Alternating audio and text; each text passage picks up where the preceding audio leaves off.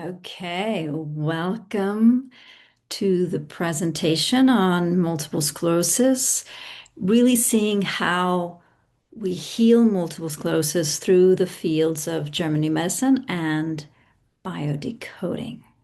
This is actually an introduction for you to get an understanding of what is German new medicine, where it came from, and how it sees MS as an introduction for the workshop series we're going to be doing in the start of the year. So, all of you guys have the experience, personal experience, and if you've been in any groups, you've noticed how very different MS shows up in each person. So, for example, maybe the woman on the far left, she began her journey with optic neuritis. And then it progressed to having issues with her quadriceps when she's walking. Another one, for example, she woke up one morning and found that the whole, right side of her body was numb. And after a few weeks, that totally disappeared, but she still gets numbing in her fingers and her hands of that right side, but never really on the left side, but it's been years now. And the other one, she noticed clumsiness as her start, right? And her left foot started, or, dropping, dragging. So, how can all these be the same disease, right? How can they all be caused by the same thing? And why, for some people, it's on the left side, and for other people, it's on the right side? Have you ever wondered this? So, today we're going to dive into German New Medicine that can help explain all these differences and all these different locations. And then we're also going to look at biodecoding as a therapy that complements German New Medicine because German New Medicine is a field of natural science, not a modality. And before we begin that, though, just to get a contrast, I wanted to just briefly review how we've all been looking at multiple sclerosis until now. You see, it doesn't really matter if you're looking at allopathic medicine, so your neurologist, or alternative medicine, your functional medical doctor, or naturopath, or even Chinese medicine. In all these conventional medicines, multiple sclerosis is considered a malfunction, something gone wrong in the body. In simple terms, how these fields work is that when you don't feel good, AKA you feel sick, you go to your physician and your physician tests for irregularities, right? They're looking for markers. What's off? And once they find something, anything to be off, they go, oh, that's probably the problem. And then they use whatever tools they have. Allopathic medicine will use pharmaceuticals, alternative will use supplements or detoxing or nutrition. Chinese medicine can use needles or also herbs to try to rebalance until your charts are at their normal markers. And so I'm really simplifying here, but what I'm really, the point I'm trying to make is that for several millennials now, we have equated not feeling well and not showing normal markers, meaning that your body's malfunctioning, is dysregulated, or is imbalanced. And the goal is to rebalance, even though we don't know why this regulation is happening. So, not feeling well starts the process. Physicians check for what's not normal and then apply something so that your numbers go back to normal. Success, done. The problem is, it doesn't always work. It's not consistent. And many times you end up having to take the same remedy for the rest of your life just to keep that symptom at bay. And anyone here diagnosed with MS, I would assume you probably have a cocktail of stuff you are doing, you are taking just to try to keep MS from progressing. Now, before we continue and look at how German new medicine sees multiple sclerosis and how then biodecoding addresses that, is I just want to invite you to take what I'm going to say as educational. Okay, that might steer you towards looking not only at turning off your symptoms, but actually addressing the cause as a means to be more effective in keeping them turned off. But in no way am I inviting you to quit these other modalities. Okay. Um, Keep seeing your neurologist, keep eating very healthy, but consider this as something that maybe you want to look at. So, German New Medicine sees disease not as a malfunction, but as an intelligent biological adaptation to save you and to save the species. And symptoms are just an adaptation in response. So I'll give you an example. Day-to-day example.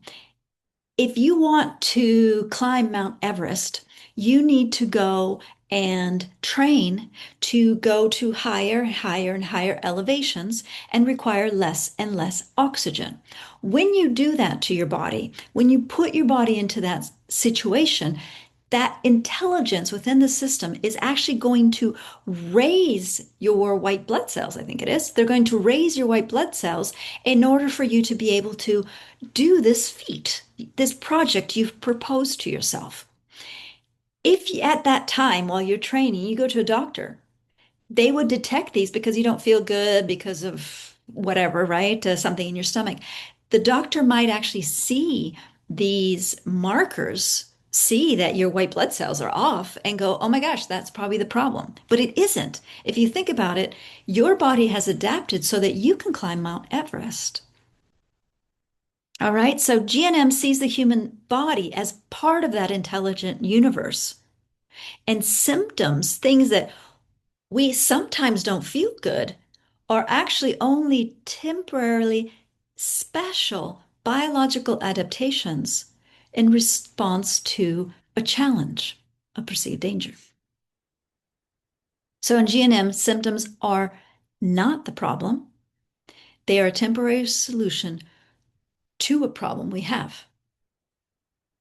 So once you finish climbing your Mount Everest and you don't go up on higher elevations, your body will go back to homeostasis. There's nothing you need to do.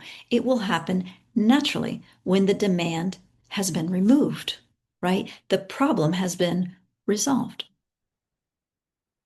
Before we get into how German New Medicine sees MS in detail, I want to give you a brief summary of how German New Medicine was developed. This is late 1970s. Dr. Hammer is specialized in internal medicine and works at a cancer clinic.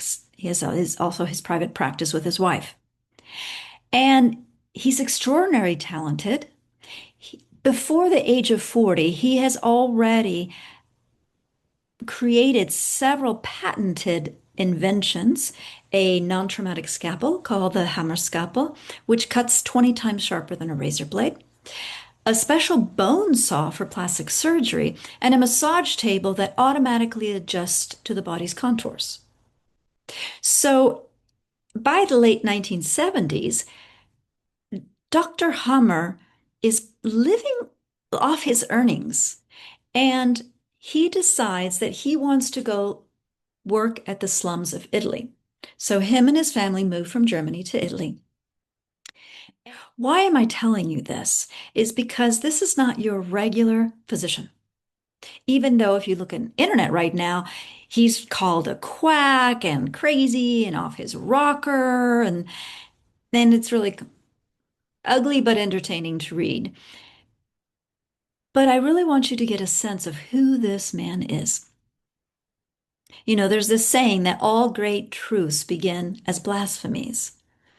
New revolutionary ideas are first perceived as crazy, even offensive, only to eventually be accepted as evident.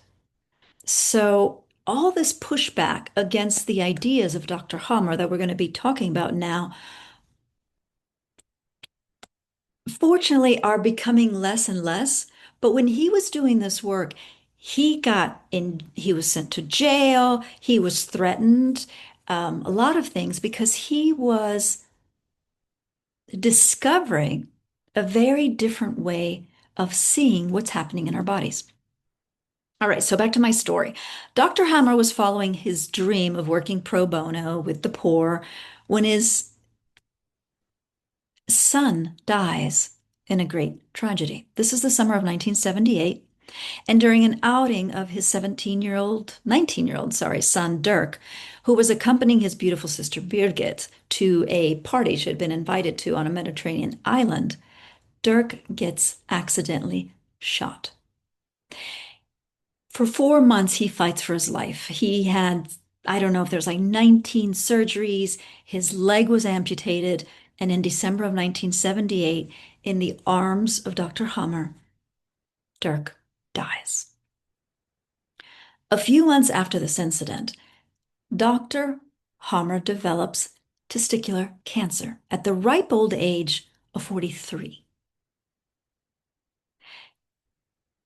And he develops a cancer that's actually quite rare, testicular cancer. So, to Dr. Hammer, having this cancer suddenly, only a few months after his son dies, makes him suspect that these two are related. So, he sets off to investigate his hypothesis in the best way possible, which is he returns to Heidelberg and he interviews cancer patients because he'd been working with cancer patients before. He's able to confirm that indeed, people that are diagnosed with cancer went through some unexpected shock before the diagnosis. But what's most amazing is that he finds that those that have his same testicular cancer all went through a shock of profound loss, like he had. And thus begins his discoveries and his connections of different diseases connected to different themes of shocks that he later names the new medicine. Now, this is the 1970s and 80s, which was an era of mind-body medicine. Psychoneuroimmunology is also doing a lot of work, and psychosomatic medicine. And all these fields are really studying the link. But none of the studies were examining the role of the brain as a mediator between the psyche and the diseased organ. So not only did Dr. Hammer interview patients to understand and categorize the similarities of their shocks, he also analyzed their brain CT scans. And to his amazement, he found that, again, all his patients with the same cancer had the same centric ring exactly in the same location in the brain. Another cancer, another ring in a different location. Now, he didn't discover these rings on CT scans. Actually, radiologists have known about these rings forever, but radiologists have always considered them to be glitches of the CT scan machine. So Dr. Hammer, what he did was when he started seeing these in the same spot, and then a different cancer in a different spot, he went directly to Siemens, which manufactures a lot of these machines, and asked them, what is these rings? Is this a glitch? And Siemens confirmed that no, this was not a glitch, and that actually, even if you sliced that area of the brain from a different angle, that same ring would show. So it's almost like a sphere. So, what Dr. Hammer was able to link is that when something unexpected happens,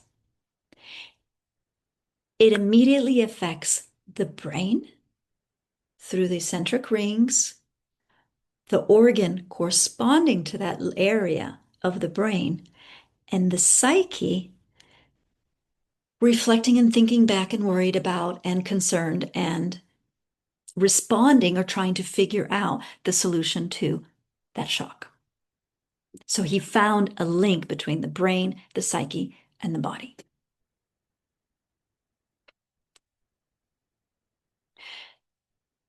So this is the start of this new era of understanding disease. And I wanted to first present to you Dr. Hammer so that you know what his background is, right? You realize that he did a scientific study. He collected a ton of notes. He did a ton of personal histories. He looked at a ton of CT scans. And what's interesting is in my own studies, one of my teachers, Elsa Dorley, actually read my entire CT scan. There were 72 photos, right? And she told me about my symptom history. She said, this is being resolved. This is already practically gone. This is pretty recent. And it was like she was reading my history, right? Because it's all there. And for those that have MS, you don't get CT scans as a way of diagnosis, but you do get MRIs. And in MRIs, you don't see that ring. But what is interesting is those lesions, those white spots, which are usually in the middle area, the cerebral medulla, are actually those rings that have been off and on and off and on and reactivating and, hanging all the time. So we will be looking at during our group sessions, actually laying the brain, let's say, map of that area to see, just as my teacher read my CT scan, at least in the area of muscles, what are the conflicts and where. All right, but let's continue. So, in order to explain to you how German New Medicine sees MS, I wanted to first explain a few really key discoveries of Dr. Hammer in relation to disease. We're going to look at the cause of symptoms, because no disease can occur without a cause. We're going to look at how symptoms are not the problem, but the solution to that cause, and how it actually runs in several phases, which is what has tripped us until today. And we're going to look at why it occurs in one place and in one tissue and not in another place or another tissue type. So let's begin with the cause of symptoms. So through his research and testing, at first he thought it only had to do with cancer, but then he saw that no, these can be any kind of disease. This can be anything. This can be a pimple. This can be a sneeze. This can be a flu, right? This can be eczema. This can be multiple sclerosis. None of those begin without first having some sort of shock. The only exceptions, and these are like odd and very difficult to achieve, the only exceptions are if you have an injury like a car accident, or if you've been like major poisoning, not just detoxing, but major poison, or extreme, I'm talking about concentration cap, extreme nutrition, not that low vitamin D. Beyond those extreme injury, extreme poisoning, and extreme malnutrition, no illness can occur without a shock. What is a shock? A shock is, let me give you some examples, and that way then it'll be easier to understand these three keys to a shock. Let's think about nature before, because sometimes we feel ourselves quite removed from nature, and it's actually inaccurate. Um, in nature, these shocks aren't usually psychological. With humans, we have both biological shocks, so physical things occurring to us that causes our bodies to change, like this mountaineer, or psychological things like I can't breathe in this, in this business might cause shock. But in nature, for example, if a wolf a female wolf loses her pups, her body will actually make her more fertile in order to be able to replace those pups immediately. I remember when we had fires here and several of the houses around my house burnt and quite a few trees burnt. The next year, it was insane the amount of acorns and nuts all over the ground. I mean, you were like stepping on them. And it was because the forest had gone through a shock and had activated a biological program in order to replace the trees and the plants as soon as possible. I was dating a biologist many years ago from the university, and he would say that he couldn't figure out when there was like a big storm and there's a river and a lot of the fish die in the storm because of all the debris and everything in the storm. He couldn't figure out why the next year there would be almost, I don't know, like 5 or 10 times more fish born than they are the years before. He didn't understand what activates that, right? And so if we understand these special biological laws, we understand that nature is actually stepping in to solve a problem. I'll give you another like simple example and psychological example. Pimples. So when you think about it, when you're a teenager, what you look like is like really important. And if you go to school and that guy you like says something like, you got a big nose, that might actually kind of catch you unexpected. There was a clear before and after. You were all thinking, oh, maybe he likes me. And then he says that, and he's like, oh my God, he really doesn't like me. I have a big nose. How am I ever going to ever date? I'll never marry, and you feel isolated because you have such a big reaction. You're not going to really share with anybody this thing that happened, right? That he called you big nose. And so your body steps in. And so what it does in that case is you have been attacked. And so the body wants to protect you by actually thickening the dermis of your skin, of your face, which is where you were attacked. So then, time goes by, the guy starts, paying more attention to you, and you realize that him calling you big nose was just a way to catch your attention, not, to detriment your confidence. And so you resolve the problem. It's no longer an issue. So your body says, oh, we don't need this program anymore, and starts breaking down that additional skin it created.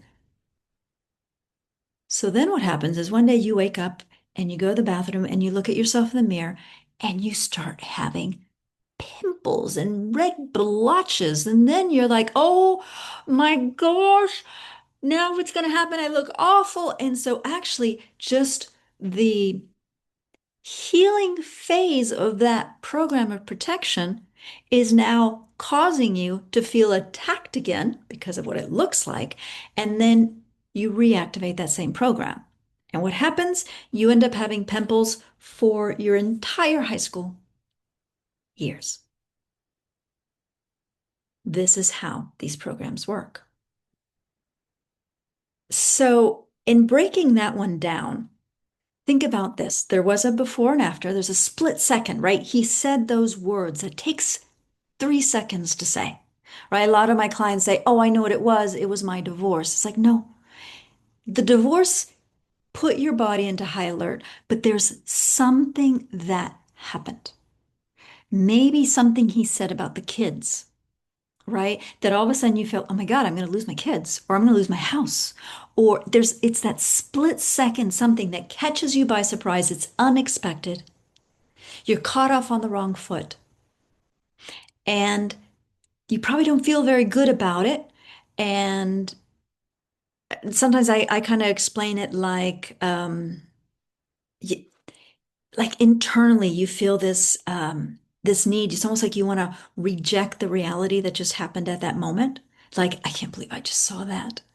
Or I can't believe I just heard that. No way. This can't be happening. This can't be happening, right? Or it's almost like you feel like you just want to put the genie back in the bottle and you know you can't, right? One common example of how people become intolerant to spilled milk is when you're really little and you want to get yourself a glass of milk. Well, these gallons, here in the United States are like huge. And so you try to get the gallon of milk out of the refrigerator and you go to try to pour it and you end up pouring milk everywhere. That's that instant that you're like, you're seeing the milk, you know you're going to get into trouble. All of a sudden you hear your dad and it's like that you almost like wish you could just, undo, undo, undo. That's your shock. That's the shock. As an MS example, the start of symptoms are, for example, yes, what I've always noticed is that the years right before the symptoms, there's a lot going on. There's a lot of stress. Tons going on. Maybe it's COVID. One of my clients, she was working at a health clinic at that time. They were understaffed. She was extremely stressed, and she was starting to have gut problems because there's just so many things she just couldn't take in. It was just like, I can't deal with anymore. And so she's getting all these gut problems. And so they're telling her she's going to have to go through surgery. So she's going to have to take a few days off. And how is she going to do it? And during this, her husband informed her that he's having a midlife crisis and wants to quit working. That was the moment. That was an acute moment. There was a before and after, right? That was a moment that she didn't want to deal with him. It's just like, I don't want this. I don't want this. I don't want to feel this. I don't want to deal with this. I want to separate from this.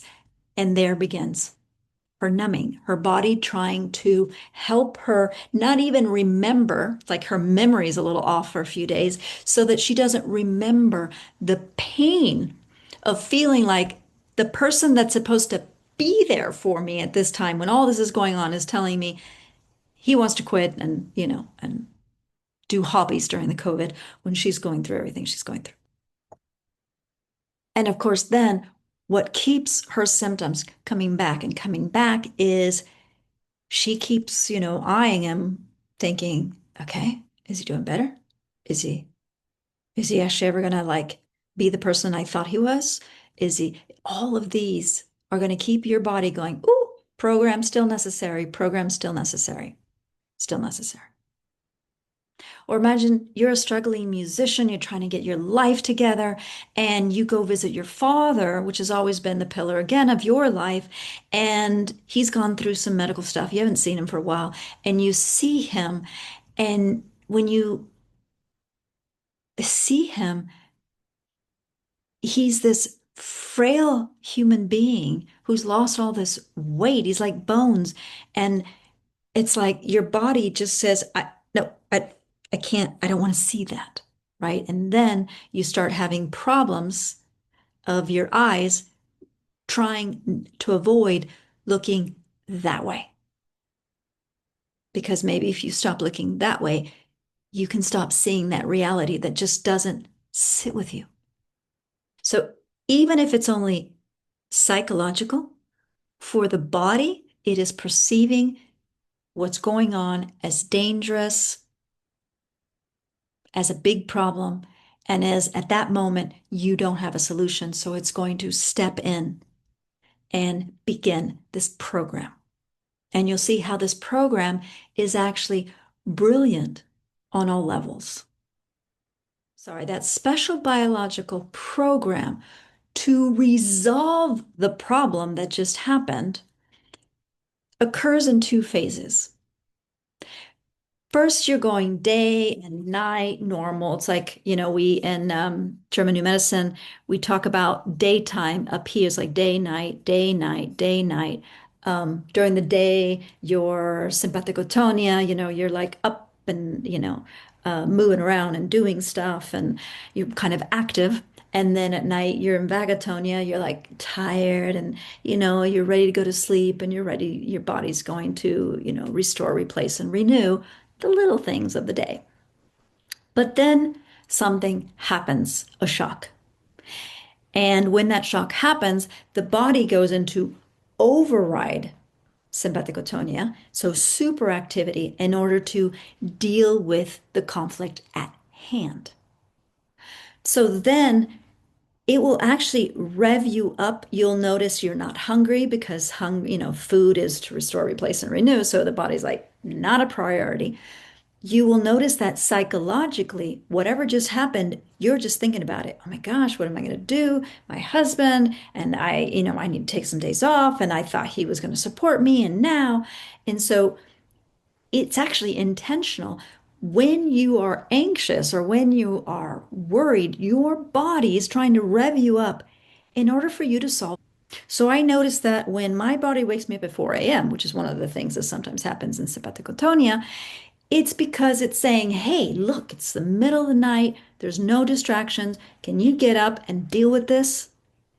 And so it happened as I was preparing for this because I was thinking, oh my God, I don't know if I have it all prepared. And so it woke me up at 4 a.m. and I had these delicious 3 hours in the morning from 4 to 7 to review my presentation and make sure I've got everything I need. Right. And so that is that conflict activity at the level of the psyche. At the level of the brain, when that conflict occurs, that shock is directed to the zone of the brain that's going to be able to solve best that problem. So if your issue is something you can't swallow, it's not going to give you numbing on your toe. It's going to actually give you more acidity, perhaps, or make you nauseous so you don't take anything else in, and in your digestive system. So everything that has to do with taking something in to digest it, to absorb it, or letting it go is going to affect the digestion at the exact location most appropriate to deal with the issue. So in nature, it could be our wolf found this great rabbit, but ended up swallowing a big bone of this rabbit.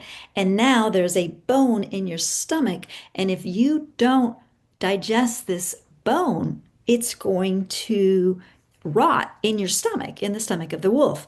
And so the body at that moment will go into conflict active to deal with this problem.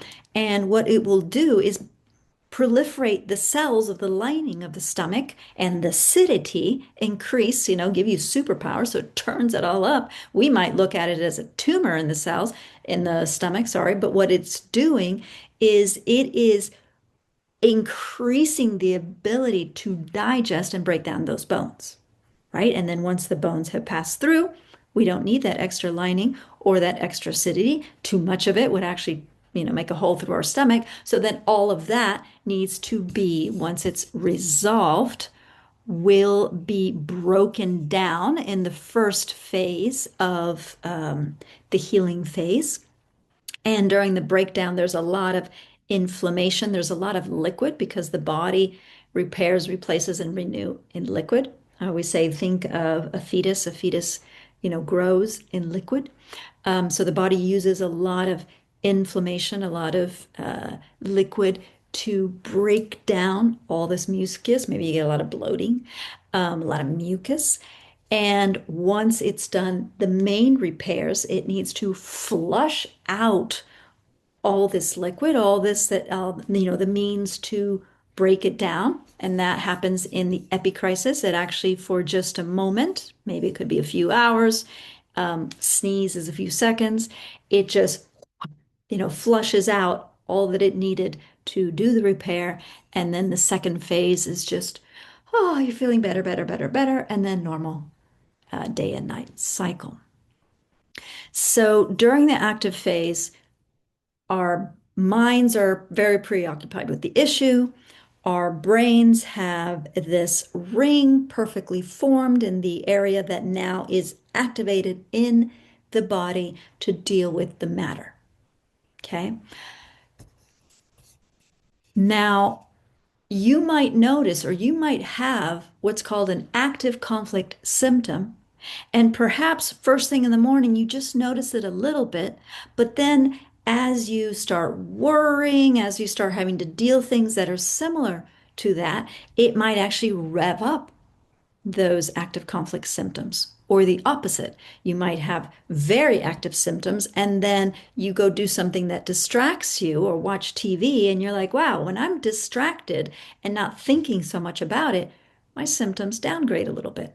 But they don't completely go away until you have resolved the problem. Once you resolve the problem, once that bone is out of that stomach, the stomach's not going to keep doing this. This is an intelligent universe. The stomach's going to go, done, no problem in sight, back to normal, and it's going to break down that special biological program.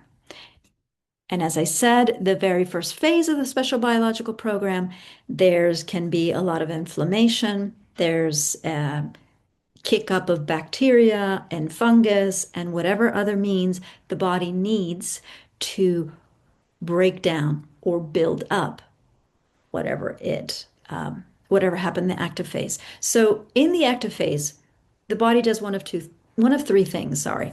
It either increases cells in order to give us more superpowers, more hormones, more ability to digest, more protection, and then it needs to break it down.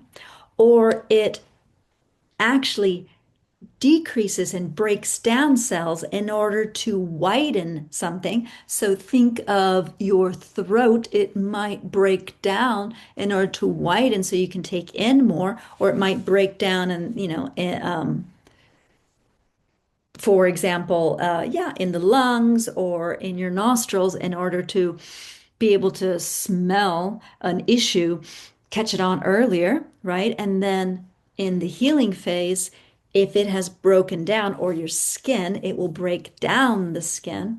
And then during the healing, it needs to rebuild it.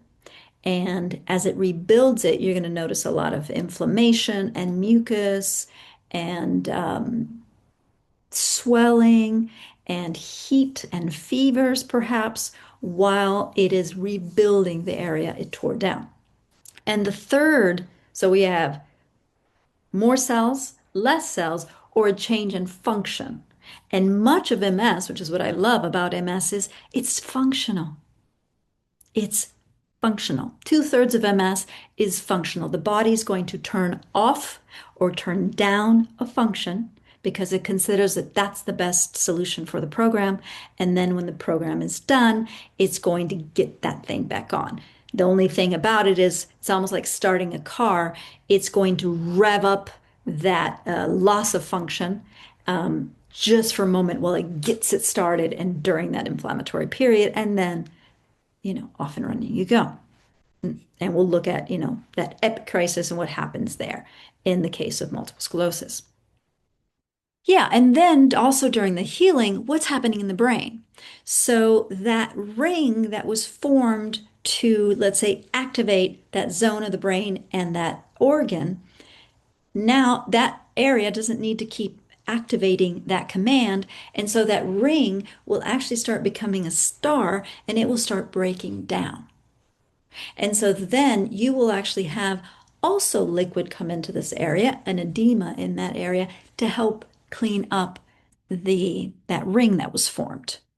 And so sometimes you might get, during a healing, just a little bit of pressure without getting like a full headache sometimes for things that have nothing to do with headaches. And if that happens often, so you have to break it down, you have a little edema and then go back and forth, which is what we're going to see about the MRI, you can actually see these white areas in the brain.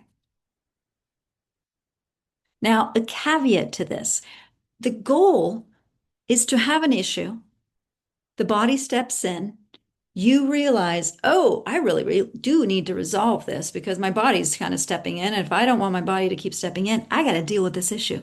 You resolve the issue. You allow your body to go through the next phase, which is the healing phase, which oftentimes that healing phase A, because there's a lot of inflammation and stuff, you don't feel very well, trust me. And the epicrisis oftentimes can be quite drastic This is actually when you are going through a heart program. If you have been in the active phase for very long or was very intense, this epicrisis that's supposedly going to push everything out might be too intense for your body, and you might have a heart attack. Or we'll be looking at seizures sometimes if you have a double conflict, for example, a motor and separation, very intense during the healing, the epicrisis, you might actually have a full body seizure. But most times, this is just a moment in time. Sometimes you just feel like, wow, it's like during a flu. The epicrisis is wonderful because it's like you're not feeling good, you have fever in that phase A, and then it's like there's a moment in time that you're like, oh, I feel like my energy's back a little bit. I'm going to go take a shower. And then you take a shower, you're like, oh, I think I'm almost on the other side. And then, you get out of the shower, you're like, oh, I think I'm getting ready to go to bed, right? You just had that moment, and then you know that by tomorrow you'll probably be fine, right? So we have the adaptive phase, conflict active, that's trying to just get us through until we have time to resolve the problem. And then we have the healing phase where the problem has been resolved and now the body's just restoring itself to homeostasis. Now, the reason why diseases, symptoms become chronic is because we don't complete the two phases. What can occur? For example, if it's something with your boss or something that was said and you keep going back, and every time you go back, you're like, oh, and now is my boss going to think? It's like if we never resolve the problem completely. So that's the key is you need to resolve it completely to the point that you know it can't come back. Right. One Pilhar, one of the teachers who had been trained under Dr. Hammer, would say, when you can laugh at the problem, when you can go, oh my God, you know what happened to me, then it's no longer a problem. But when you think of the problem and it's still like, I don't want to tell anybody, and you're just kind of isolated and it's just kind of there's almost that feeling that the other shoe might drop. You haven't solved the problem. Right. And so then you're in a loop of you'll have symptoms and then it seems to go away and then you have symptoms. Or, as we said before, with the pimples, the symptoms are now triggering the program that the symptoms came in to help you with. So with MS, the body in phase, in the active phase might freeze your muscles so that you don't move and attract the problem. Um, and then when you start panicking that this freezing of those muscles might mean that you're going to end up in a wheelchair, you again panic and you feel like the wheelchair is going to take over your life. And so your body freezes again because it's very similar attitude and experience. The other reason, and this one is quite interesting, is when we have a shock. Our bodies, it's like our whole system takes a snapshot of what just happened in order to avoid those things, in order for you not to step back into that issue, right? Animals are great at it. If an animal goes to an area and gets bit by another animal, that animal is not going to go back to that area. But unfortunately, us humans, when our girlfriends, our boyfriends, say something and it's hurtful and we leave, we come back again and we come back again and we come back again, right? And so we can reactivate the same problem. And so perhaps our boyfriends keep activating a stink conflict, right? We keep having nasal issues around them or teeth issues because we think we have them, but then they keep going away, or then they play hard to get kind of thing. So what I'm trying to say here is very similar to an allergy. when the body perceives, I'll give you an example. When I first moved up to the mountains in Santa Cruz, um, there are mountain lions up there. I'm used to living in Europe where there really isn't that many, maybe rabies, but there isn't big animals that are bigger than me walking around my neighborhood. And so I remember one evening distinctly, I get to the house and the porch light wasn't on. And so I stop the car, I get out of the car, and it was a distinct moment. Remember the shock that I look around, it's pitch dark, and I think I wouldn't even be able to see a mountain lion if I wanted to. And there's something in my body that was like, this is dangerous. And it was just a split second. And then all I did was, I went from the car, I just ran to the porch, and then I went inside and I told my partner, turn on the porch, please, in the evening so I could see where I'm going. And now I finally just put some solar lights and it's solved. However, there is an element of discomfort when I go home, just a bit of element of discomfort because there's mountain lions. And what I discovered is that for a couple years until I resolved what it was and I got the solar lights, was that every November, which is the change of the hour, which is when it had occurred, I get allergies to the trees that are around my house. Nowhere else. I get severe allergies to those trees for almost a month. And now that I've figured out, see what's happening is the body almost takes a snapshot of everything, elements, feelings, emotions, pollen, noise, smells, and then it's going to try to keep you away from that thing and kind of respond like, oh, oh, oh, oh, I know what this is, anytime you come close to it, until you resolve and understand where that's coming from. And then relate, which is what I love doing with biodecoding and NLP, is say, no, these trees have nothing to do with mountain lions, nothing to do with danger. These trees are beautiful and they're my shade and I love them and I love the sound of them, etc. So that your body doesn't relate those elements or like the milk to a danger that had happened or that you perceive to have happened, right? And so a reminder, um, these allergies can put you back on the program or it can activate your symptoms. So, for example, one of my clients, she was doing an internship from hell, and during that internship, she had an unexpected issue with her mom that started up her symptoms. And now she says, 2 years later, if she ever walks into a hospital, her legs really lock up, right? It's because her legs are perceiving, oh my gosh, are we about to go back into that environment that she was experiencing when she had this issue? So these are what's called hanging, right? Chronicity is that you're hung. You're either hung in the conflict, you never really get to the solution, or you kind of get a solution, but then, something keeps putting you back because it's not completely resolved.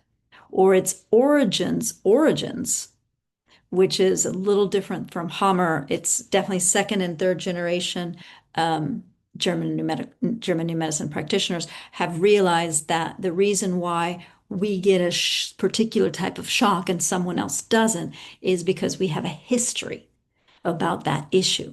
And so if we don't address the history in our childhood and our families, we won't completely resolve the problem. All right, so we talked about the cause. There has to be a shock. We talked about the solution, which is the body putting this program in place. And there's a moment that the program is active to deal with the issue. And then the program turns off and the body has to restore and bring the body back into homeostasis. So that's that second part. And the third part we wanted to look at is why a particular tissue in the body, why a particular organ, and why a particular place. So the body will actually utilize the organ and tissue in that organ that is most optimum to deal with the issue at hand. So we weren't, we didn't plop onto this earth, a closed human beings with our cars and our washing machines, etc. We all began as this very simple ring-formed kind of amoeba in the prehistoric waters on the earth. And during this time, all we had was, a very simple brainstem kind of thing. And all we did at first was digest and procreate, right? Taking in, pooping out, and procreation. That's all we did. So any conflict that has to do with take in, let go, or procreation affect our most ancient, most primitive tissues, which come from the brainstem. When our ancestors started to get on land, they needed protection, right? The land is hard. There's the sun, there's other animals, there's winds, etc. And so the next tissues that were created, again, this was like the amoeba went through the same thing, a shock. What do I do? There's this sun. I need to do something. So the body steps in and created a dermis, a layer that would cover and protect this little ring-formed creature from being attacked, right? And so the tissues that it created at that time are the tissues that today, we talked about the pimples, will respond to any conflict regarding feeling attacked, feeling soiled, um, wanting to get away from something kind of gross, like, ooh, like think of athlete's feet. That's actually activated, that activates the protection conflict in your feet.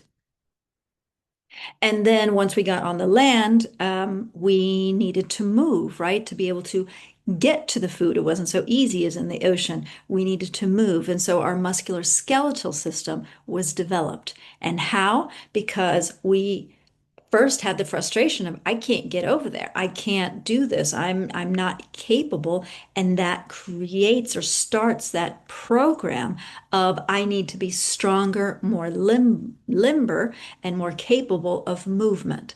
And so then all the organs, the bones, the muscles, the cartilage, the tendons, the connective tissues, so that we can move were built. So even today, any conflicts we have around our ability, our dexterity, feeling I can't, feeling I'm not enough, I don't have value because I can't do as well as she can do, all of that has that same flavor as the muscular skeletal tissues.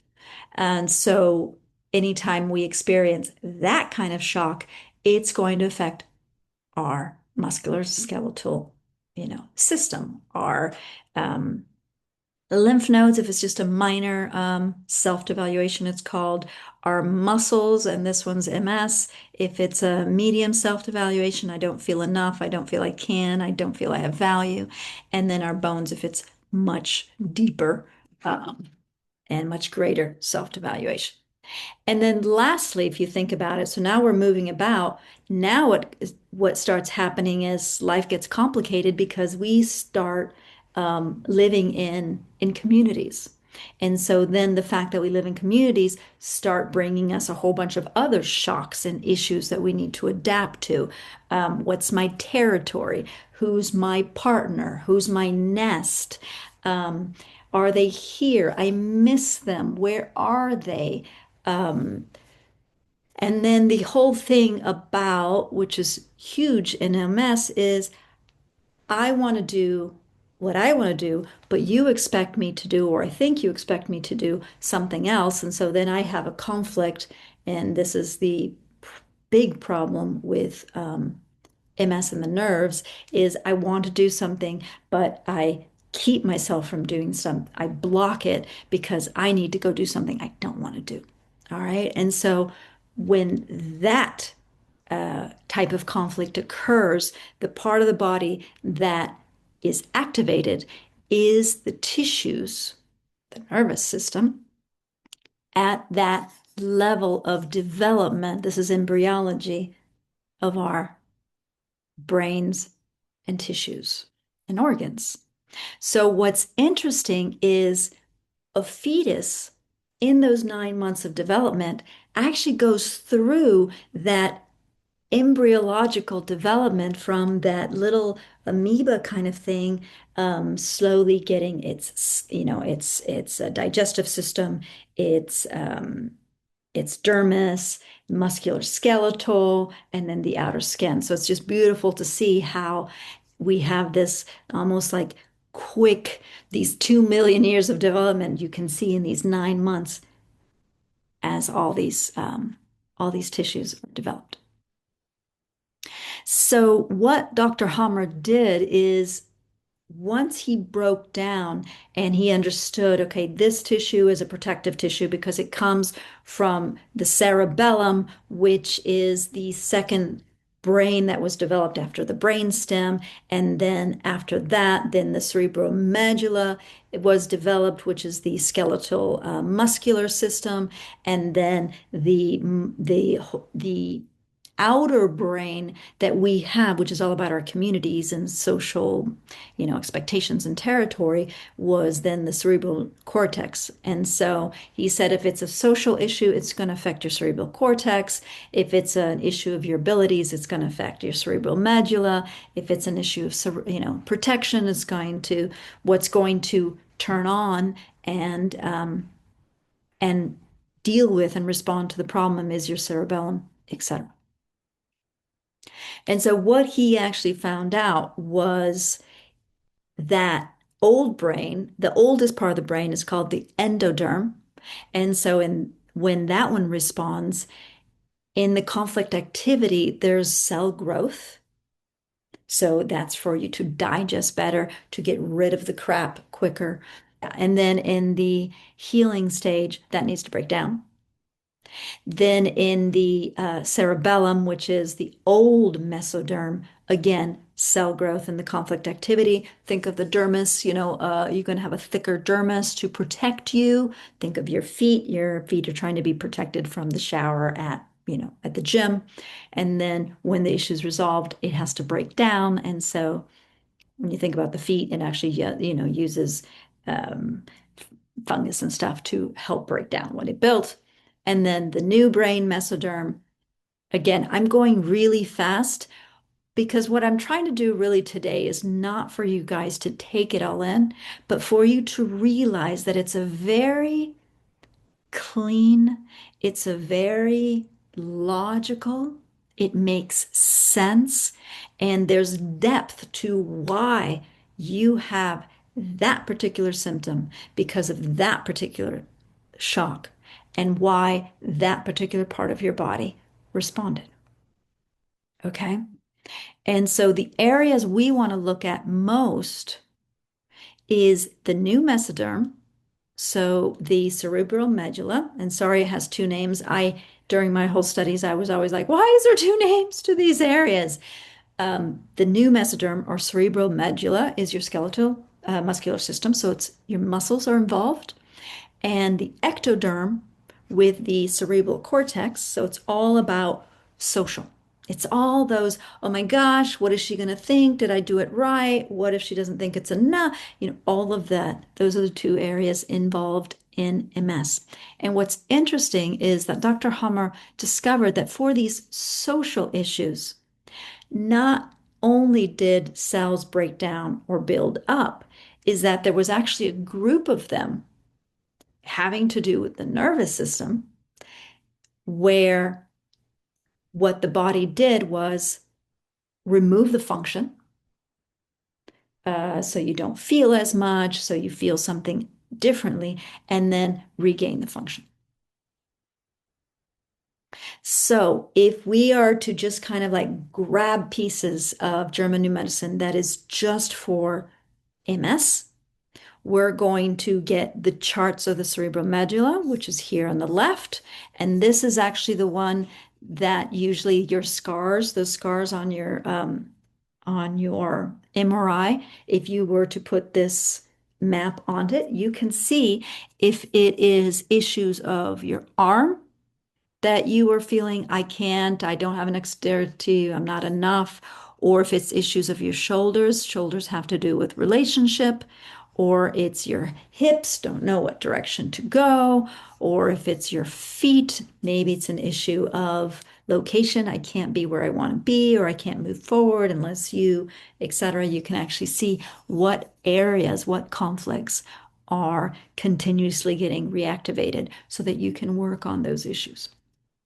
And so for MS, we would be studying, and we will be studying in our group, the cerebral medulla, and the cerebral cortex, this area in the center, which is your sensory, post-sensory, and motor cortex. So to simplify, because this is daunting, what is multiple sclerosis?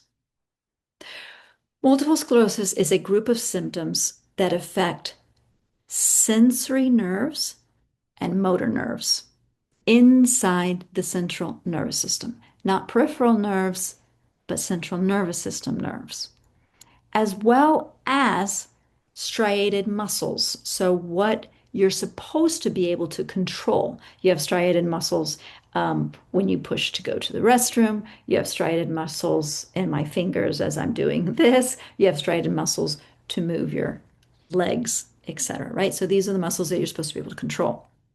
So multiple sclerosis is when they detect that your motor nerves, so your motor nerves is here's one nerve. You have your, the nuclei. You have your axon all the way down here. You have the connector to the peripheral nerve that then informs the muscle to contract or, or to release, whatever, depending on if you want to grab water, etc. And so the problem with MS is that the motor nerves that are here to send information from the brain down to the body are blocking that message. And you'll notice that you want to move forward and your body's going, "Yeah," because something is telling it it's not okay to move forward. It's not safe. They're not going to let me. Something's going to happen. And so it's blocking it as the program. And the sensory nerves, and we're going to look at that. The sensory nerves are when I touch something, I can feel if it's soft, I can feel if it's hot, and I should get off. And so it's the information from the outside world coming back into my brain, and there's something about it that I don't want to take in. I don't want to acknowledge it just happened. I, I, I can't. It's like you want to put that genie back. It's like I wish I wouldn't have seen that. And so we are blocking or wanting, or the solution is to not take in what's happening, to numb it, for example, right? So it's an issue of that sensory information in the eyes and the ears, on the skin, an issue of not wanting it to get to your brain. And lastly, the striated muscles, your abilities to walk, to do 110% in your job, for example. So the conflicts on the motor nerves is I want to do something or I want to stay home, but I can't. There's the social aspect. The sensory nerves is something happened out there and I don't want to take it in, or something is happening and I don't want to let it go. And then the striated muscles, which is all about feeling unable, feeling I can't, feeling I'm not enough, right? So you can think that having some of the symptoms of MS will actually rev up and make you have more of these experiences of unable, can't, or not enough. So if we took all the information from the scientific chart, this is a book of Dr. Hammer. This is actually every single symptom. When you used to be able to grab this chart, when you print out this chart, this thing actually occupies this whole space. And so this is a lot of information. And again, as I said, I don't expect you guys to be able to absorb all this, but I am just giving you an introduction so you can see just how far and just how precise and how much information you can get using this new field. So when you have that motor conflict, that feeling of, I want to get out of here, but I can't, or I just want to stay here and I'm, forced to get out. I'll give you an example. One of my clients, actually wasn't a client, it was someone I interviewed. He talked about when he was a kid, he had a lot of allergies. And so he was going to get these shots to desensitize himself. The thing is, he was getting more and more scared of needles. And he said that what would happen is his mother and his aunt would go with him. And he would be sitting at in the chair and they were going to do the needle. And he was so, nervous that his mother and his aunt actually would hold him down. And so there begins that the origin of the I don't want to be in this chair and I can't move. It can be physical because they're physically holding them down, or psychologically, even if they weren't holding him down, he would have wanted to move and felt like, no, I have to do this. Right. And so then what happens as a child, it doesn't really, the symptoms might not come on at first. But then when it happens again as an adult, the body might step in and say, all right, we need to make a change here. And so during conflict activity, sometimes it's just a little stumbling and you don't even realize it. And you just think, oh, it must be the shoes. And you ignore it, or you do find a lot more stiffness or paralysis in a limb. And then during the resolution, and of course, during the conflict activity, you might be like, oh my gosh, what am I going to do? What is he going to say? Because if I want to go, but he's going to be upset, or da da da, you might have this, thinking about you're stuck. It's this feeling of I'm stuck. Once resolution, you found a resolution, or that those injections stopped, you no longer have to take them. What's going to happen is those muscles that have been locked, they're um, they're going to get all this inflammation in order to help repair them and loosen them. And so you're going to notice a lot more tightening and even paralysis just at the start of the healing. And so I hope you don't panic at that point. And then when that stage is over, the epicrisis is going to push out all that inflammation there and going to reactivate those muscles. And so what'll happen is you'll start having cramping and spasms. So those are actually indication that you're halfway through the healing stage of a motor conflict. And so if you don't panic and go, oh my God, now I have new symptoms, but actually realize, oh my gosh, I'm waking up those stiff muscles, those, paralysis, that rigidity. Then once the tonic-clonic cramping is done, then you start restoring those muscles and off and running you go. In the case of the sensory nerves, not wanting to take that information in, it depends on the flavor of the conflict. If it's like, a loved one I just don't want to deal with, or it hurts, there's a loss, it'll be a numbness during the conflict activity. You might have cold hands and feet. Cold is very much in all conflict activity. There's a lot more coldness and there's a lot of heat and healing. But you might notice in that particular area that gets activated, maybe the hands, because it was about this, you'll have numbing during the conflict activity. And sometimes you can't quite think straight. Again, that's coming in so that it doesn't hurt you so much, the loss. And then once you resolve it, you will feel pins and needles or tingling or hyperesthesia. So a lot more like, don't touch, I'm like you bouncing, right? And during the epicrisis, there'll be a, brief moment of numbing again, and then you'll slowly recover. So I'll have clients that are constantly going pins and needles, numbing, pins and needles, numbing. That's telling me they're in that space. And so we need to figure out what's reactivating them, right? Is it just something external that's reminding their body, or they keep going back into the conflict, the problem at hand?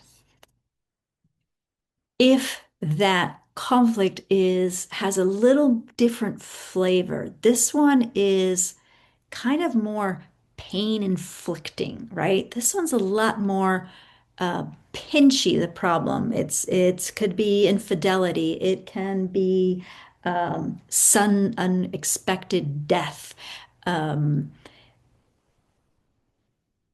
it can be a divorce completely unexpected. This is more, they call it a brutal. It can be like, I felt like I was going to die, or, I was going to, I would inflict pain on my mother if I can't get out of this situation and I end up dying, right? And so that's a brutal separation. And so during the active conflict, there's actually stinging, flowing pain. There's actually more sensitivity. It's almost like telling you, deal with this, figure it out. It's keeping it very present. And then in the healing, there is a loss of sensitivity. There is more of a numbness. And during the epicrisis, that moment that it's going to flush out everything it used while it's helping you to return to homeostasis, you might actually find severe pain or total space out. Your mind just goes. And so it's interesting if you see with sensory issues, sensory conflicts, separation, or brutal, um, oftentimes what one person symptoms are in conflict activity is what another person's symptoms are in healing. So this is the confusing part, right? And this person, there's a little bit of memory loss. They're like, huh? Can't remember the name of this person. Why can't I remember this name? Because you're in conflict active on a separation issue. Then in brutal separation, during the epicrisis, you might have more issues of just kind of like spacing out. Oftentimes, this might happen while you're sleeping, the epicrisis, because healing often happens while you're sleeping. So you might not even know that you spaced out. And the last one that we talked about is striated muscles. This is about your abilities. And so what'll happen is during the conflict activity, these muscles are opening up or breaking down in order to build back stronger. And so if it happens over and over and over and over and over, think about breaking down muscles, it'll get to the point that you lose muscle mass and that you have no energy, no strength in that muscle because you're constantly activating it.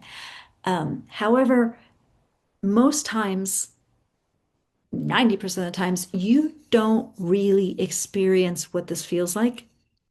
You can't tell. But you do experience when you start going into healing, you start experiencing, oh my gosh, my neck is so tight, I can't turn. You'll have pain in muscles, the same kind of pain as when you're lifting weights and you're forcing your body into a situation that it says, I can't take these 30 pounds. Your body will break down those muscles in order to build them back stronger. So the next time you try to lift those weights, you find that you can lift them, right? But if you remember, while you're lifting them, it might strain a little bit. It's a little bit, it might shake, but when it really hurts is a day or two later when the body is repairing, replacing, and renewing. Then it hurts a lot. And you're like, oh my God, I can't like lift a pencil at that moment.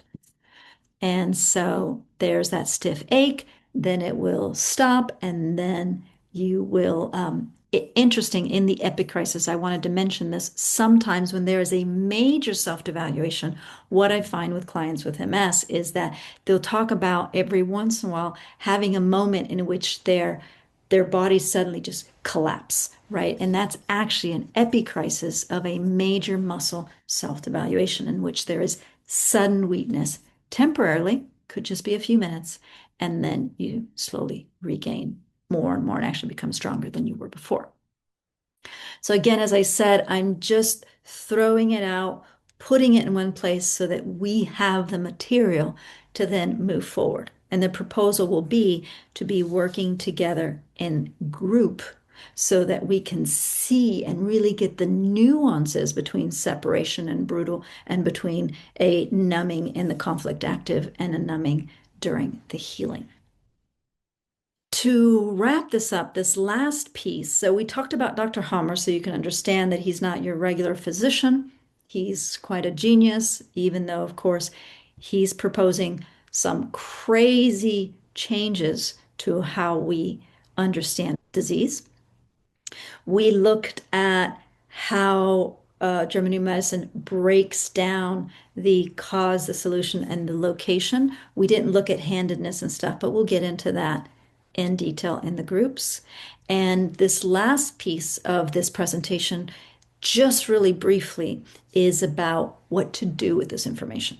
Because oftentimes people begin to look at German New Medicine and go, what's my conflict, right? And it's like, oh, it's this and this. And you're like, oh, I didn't have that. No, it doesn't pertain to me. And then off they're running, or, oh, that's my conflict. Oh, I have this problem, and they don't really understand what to do with it or how to interpret it or where it is, right? My partner's always like, hey, my knee hurts. What does that mean? Probably around performance. No, honestly, I don't have an issue with performance. And then he's like, can we sit down and actually look at it in detail, which is what we will be doing in the groups.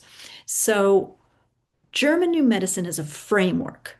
But German New Medicine is not a therapy. So again, you'll find on internet always an accusation that people with cancer died because they adopted German New Medicine and didn't do the treatments they should. The thing is, German New Medicine isn't a therapy.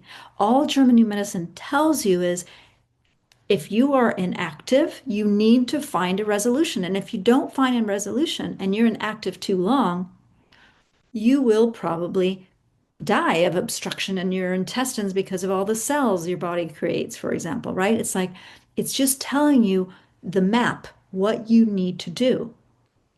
But then you need to find therapies that can help you deal with the problem, deal with the conflict, deal with your belief that I'm incapable or I'm unworthy, in order to be able to complete the two phases and not fall back.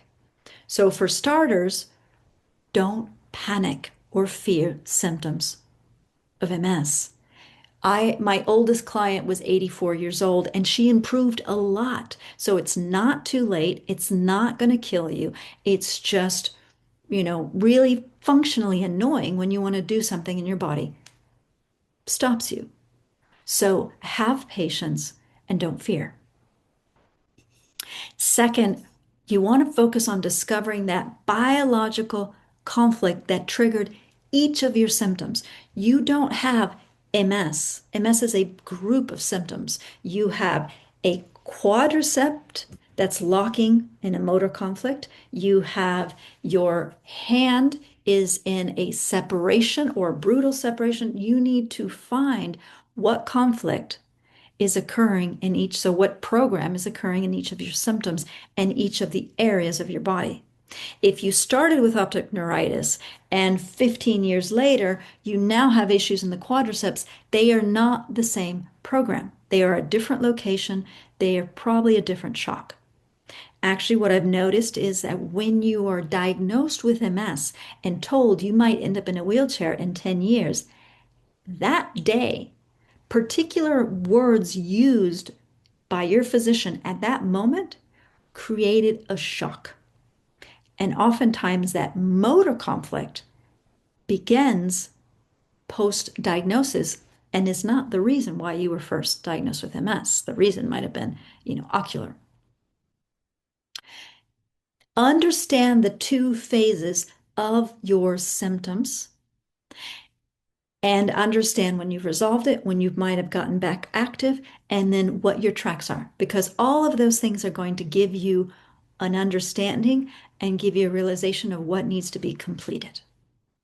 All right. I remember in NLP, Bandler would always say, if it takes 80% of a session to figure out exactly what's happening, that's a good session. And this is the same thing. If it takes you a while to really figure out what's going on in your body, do that first before trying to throw yourself into a solution. You need to find out what's happening because if it occurs again, like I've resolved plantar fasciitis after 2 years of not being able to walk, and it occurred again last weekend just for a moment in, Sunday morning. And I was able to stop, think, okay, what happened yesterday? How is that similar to that pattern? What did I do? What could I do differently? Is that resolved? Do I know it will never happen again? And then I went through that.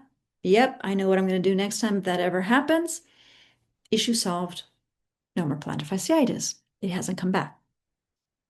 And lastly, we use therapies such as biodecoding, and I love biodecoding because it goes deep, it goes far, and it covers every option out there of where that conflict could have begun. It covers your childhood to make sure, or it happened when you were 5. It covers conception, preconception, pregnancy in your first 3 years of life. Did anything happen at that moment? Because during that time you were melded with your mother, so your mother's problems are yours. And also transgenerational. It might the program that you're easily activated might not have to do with you, but might have to do with the history in of your ancestors. And so we want to cover that. Um, and so you want a therapy that can address that. Again, German New Medicine is a framework. It is not a therapy that can address those things. It just knows what you're looking for, but now how to resolve it. So to get started, because I think most of you be like, okay, so what do I do? What do I do? What do I start with? Write down every one of your symptoms and see if you can find the dates as close, even if it's summer of, when did they start? Create a timeline. When did, symptoms start? When did the next symptom? Did they start at exactly the same time? Then they're related. If they started 2 years later, they are not related. Try to piece out the symptoms when they started, and then look at photos, look at emails, look at newspapers, what was happening before that symptom began. With symptoms of MS, oftentimes you don't detect it until the healing. So you might be on that symptom, active 6 or a year before, 6 months or a year before. So look at what was happening the year before the symptom. And another way to track and see the what it might be about is also jot down when you had major exacerbations and what happened right before, because it probably has a similar theme to the origin or to the activating conflict. And don't look at the obvious. When I have a client come in and say, I know it's because I got divorced, or I know it's because it was that period of COVID and I was locked in the house. It's not the obvious things. It's also not that 2 year, stressor that was definitely put you into that space. That's definitely now going to be a track. Interesting enough, it's like being stuck in a job is now a track for that numbness of your mom, for a discussion you had in your mom because it was in the background, right? But don't look at the obvious big thing that you probably talk to your friends and your family about. Look at that unexpected thing, that thing that kind of flipped things over, that really startled you and you wish you hadn't seen it or you never really talked about, because that's probably the shock. So lastly, if you want to dive in a lot deeper and really learn German New Medicine, we're going to focus on the aspects that affect multiple sclerosis most. What has always happened to me and what I always say is, like, I have taken a lot of classes and some of them are like 2 years long, and I'm learning all these things about the gut and the heart and the skin, and then when they come to multiple sclerosis, it's like an hour lecture and then they're done and off and running. And I'm like, that's it, and so I've accumulated all the bits and pieces and worked with my clients and really looked at and broken down what MS is in using this framework to really understand it. And so, what I propose is we're going to be doing group sessions to really learn and get the nuances. And by you witnessing others and seeing the flavor of their separation conflict, it'll be easier for you to go, oh, I know what happened to me, right? And then we'll be using biodecoding that as a therapy to then make the changes and resolve the conflict at its origin, and not only right there when the symptom began. And so, if you would like to participate in these group sessions, you can email me, call me, or sign up at healingmultiplesclerosis.com. And I hope to see you in other presentations, in our group sessions, or one-on-one. This is Eva Clark of healingmultiplesclerosis.com.